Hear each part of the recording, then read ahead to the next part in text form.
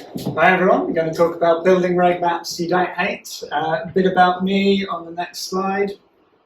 I'm VP product at Funding Circle currently. Spent the last 10 years before that in startups in fintech, product mentor and coach.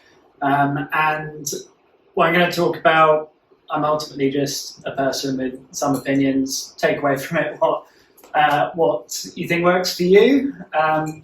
And disagree with what you want as well. I'm going to tell you a story about with my friend ChatGPT. If you go on to the next slide, about a man called Peter. Now, Peter's a product manager. He has just started a new company. He is really excited to be there. He's got big plans. He's got direct access to the CEO to figure out how to make his vision a reality. Next slide. And he speaks to the CEO, and the CEO asks him for a roadmap, or a roadmap, as GPT thinks. And he goes away and comes up with his roadmap. So he wants to tell his boss what he's going to do and when, how it connects to his vision. So he sits down with his team, comes up with a nice roadmap for the next 12 months, figures out what he's going to do when. A few estimates in there, some ideas thrown in at the end of the 12 months, and away he goes. Next, we've got the presentation to the CEO. Presents it. CEO loves it. He can see clearly what's going to happen for the next 12 months, and he loves it. And so that was exactly what he was looking for. Well done, Peter. Everyone goes off and celebrates. But then, the CEO has time to think. He starts thinking about all the things that weren't in there that he was expecting. And a couple of months pass, and then he gets back in the room with Peter. And he asks him some tough questions about his roadmap. And suddenly some of the things on the roadmap are now not on there.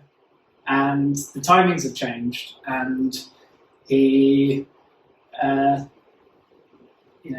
new things have come on, and it's all a bit confusing for the CEO.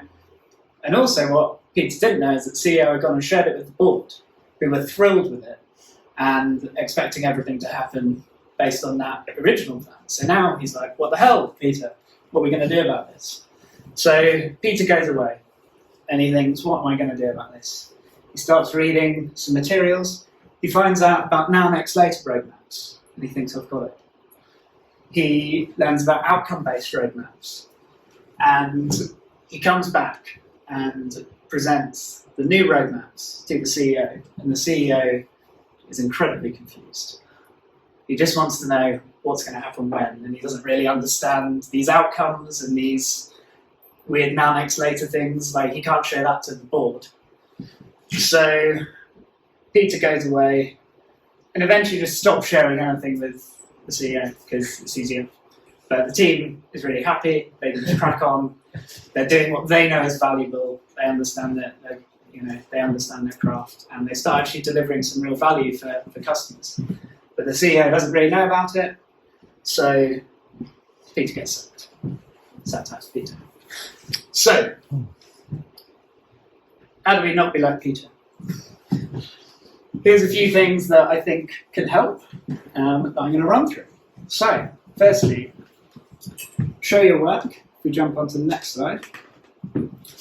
I think these are the things that I think are important to show your work to your team, to your boss, but also all your stakeholders. And it's not just the roadmap, that's sort of like the end of the process. It doesn't show your thinking really. So that's where your product strategy comes in. I'm a big fan of written narratives, Amazon-style PR FAQs that actually show what your thinking is and how you arrived at the roadmap. The other thing that I encourage everyone to use is the opportunity backlog, which is the place for all the things that you might do. Because what you don't want to do is stick things on your roadmap that are like ideas, because then you end up taking them off. people wondering why they disappeared. So having a place for the stuff you might do and a way of visualizing that and showing it to your stakeholders is really important. It also helps when you get people coming and asking you for, they want to throw something at you. We need this tomorrow. You can show them that and go, well, look at all this other good stuff that we're thinking about. Where does it fit within that? Rather than them trying to push it straight into the top, and so you can use it to facilitate those conversations with your stakeholders. Next, we've got now next later. I don't really like now next later. I think the later is a bit. I sometimes call it now next never. I think when we say later, we actually mean what we might do next. And that links to that opportunity backlog. Your now and next. The now is the stuff you're working on now. You should know roughly when that's going to get done. The next, I sort of say if you're 90% certain you're going to work on something and it's sized enough, get it on the roadmap. And it might mean that you don't have, different teams might go 12 months out, some might go 2 months out based on kind of what level of certainty they've got over their roadmap as well. Which might lead me to the next slide. No, it's the next slide.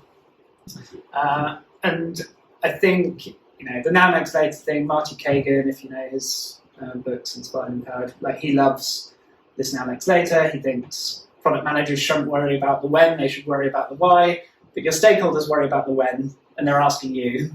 So I think you can manage this, and also time-based roadmaps are helpful for other things. You can manage dependencies. You've got to manage dependencies between teams, and the when is important for that.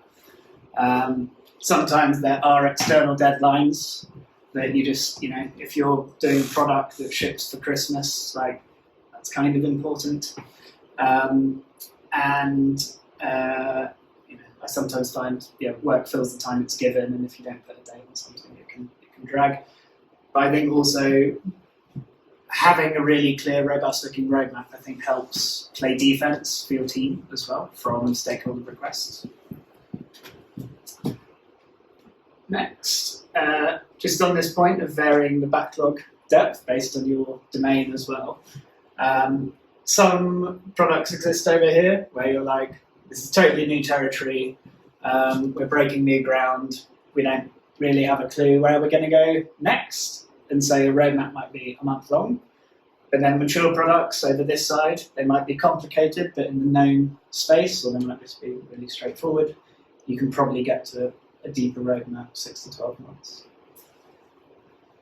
And next, mixing the styles of roadmaps. So I was saying outcome-based can be a bit confusing, but I think what you can do is in the sort of in the now stage, you know what you're building.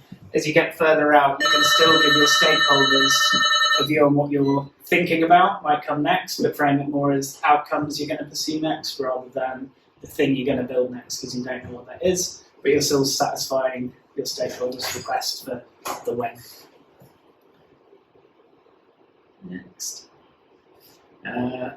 Similarly, again, as you're getting further out into time, just reduce the granularity with which you're showing things, so it's clear, like, we're certain over here because we can do it by month, but we're a bit rough over here, and making sure, when that gets shared with the board without you in the room, the board can see that it's rough, and they're not going to think something's due in November when it's not like that. And that's one little tip, just as a guy, Matt LeMay, a product leader that is got some really good stuff on roadmaps. He suggests using this as a accompanying artifact with the roadmap. So when you're sharing it with your stakeholders, anyone that's about to read the roadmap knows who's it for, why have we even got this roadmap, and making sure your stakeholders are interpreting the information in the right way and don't just go into it cold when it's not something that they spend all day looking at. So that is my 6 tips on how to not be like Peter and build roadmaps you don't hate. Thank you very much. you have a couple of questions? Oh, sure, yeah. Any questions? So, how do you tackle the when part of roadmaps? Because as you said, stakeholders are always behind the time and schedule. Even though we say we are working in agile or whatever way of working, ultimately that question comes from stakeholders many times that by when we can expect this. So how do you tackle that? Yeah, I think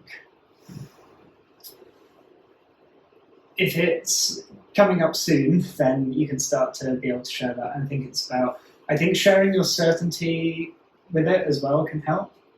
Well, we actually have in our company, we actually have different phrasing of estimates based on level of certainty we have. So we have L1, L2, L3.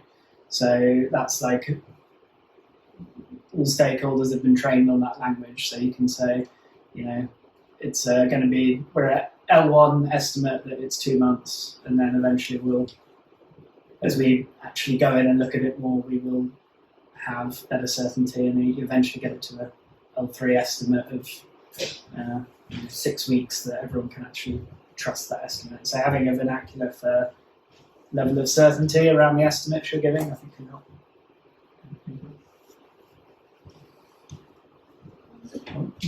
How do you tangible frame the outcomes listed in the outcome backlog?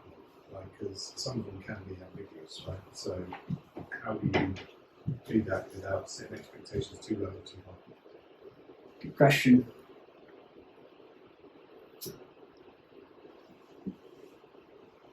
I'd probably not put things in there until, and I think it comes back to this point of who's the roadmap for. And you might end up with multiple roadmaps for different audiences. But we tend to make the roadmap for the wider stakeholders, and we might have things that we're thinking about that we don't put in there if they're not ready for sort of public consumption. It's ultimately a bit of a marketing tool for your team to show to other stakeholders of communicating what the plan is and getting people excited. Opportunity backlog, that's the safe space that you have for putting things that are a bit less refined, and that's why I think it's really important to have that. What is that space where you're putting that sort of thing, where you can make sure that there's probably fewer eyeballs on it, or when you do get the eyeballs on it, this is the opportunities, it's rough, it's not the roadmap, it's a different concept. Cool. Great, thank you, Adam.